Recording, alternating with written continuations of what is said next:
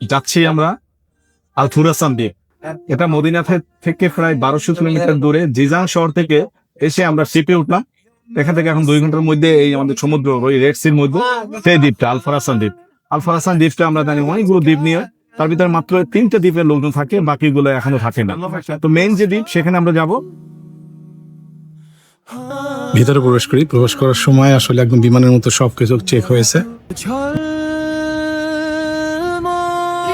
এই দ্বীপে আসতে হলে সর্বপ্রথম আপনাদেরকে জিজানে আসতে হবে, এবং সবচেয়ে দারুণ খবর হলো সরকার পর্যটকদের জন্য প্রতিদিন বিনামূল্যে ফেরি পরিষেবার ব্যবস্থা রয়েছে।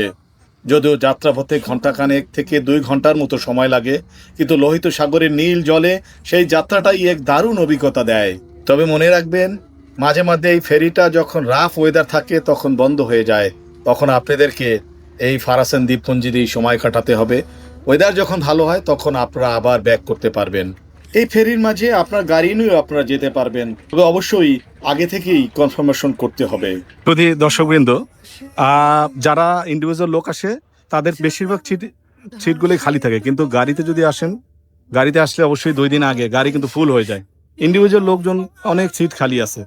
তো আর সবচেয়ে ভালো ব্যবস্থা হলো এখানে এসে আপনারা এই যে এখানে একটা বুফিয়া আছে, ইচ্ছা করলে আপনি এখানে সবকিছু কিনে খেতে পারবেন। আর এখানে টয়লেটের ব্যবস্থা আছে। এখানে ঘুরতে আসবেন তারা নভেম্বর থেকে ফেব্রুয়ারি পর্যন্ত আসবেন, তখন তাপমাত্রা স্বাভাবিক থাকে, বাকি সময় অনেক গরম থাকে। এখানে এলে আপনারা নিজেরাই ছোট টেন্ট নিয়ে আসতে পারেন, কারণ এখানকার যে হোটেলগুলো তা কিন্তু খুবই সীমিত। বিশেষ করে যখন টুরিস্টের সময় হয় এবং মাছ ধরার সময় হয় তখন কিন্তু এখানে হোটেলের খুবই কম পাওয়া যায়। ইচ্ছে করলে আপনাদের গাড়ি নিয়ে এসে আসবেন, এখানে ট্যাক্সিও পাওয়া যায়, ট্যাক্সির সাথে অবশ্যই আপনারা নেগোশিয়েট করে নেবেন।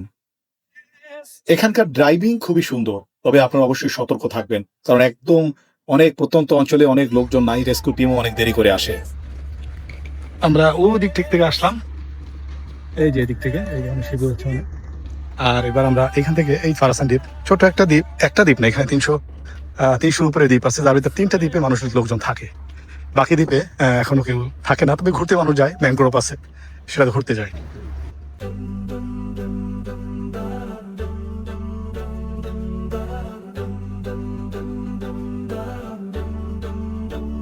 আমরা একটু আগে এইখান থেকে আসলাম, আসার পরে এই হলো বাস। এখানেও 3 রিয়ালে আপনাকে পুরো আল ফরসানের মেইন সিটি সেন্টারে নিয়ে যাবে। তো আমরা বাসটা এত ভরেনি, এখনো খালি আছে বাসটা। দেখুন কিছু লোক আসবে এখন, যেহেতু এখন ছাড়বো, কিছু লোক আসবে, তো আমরা ছাড়ার অপেক্ষা আছি, দেখা যাক কতক্ষণে ছাড়ে।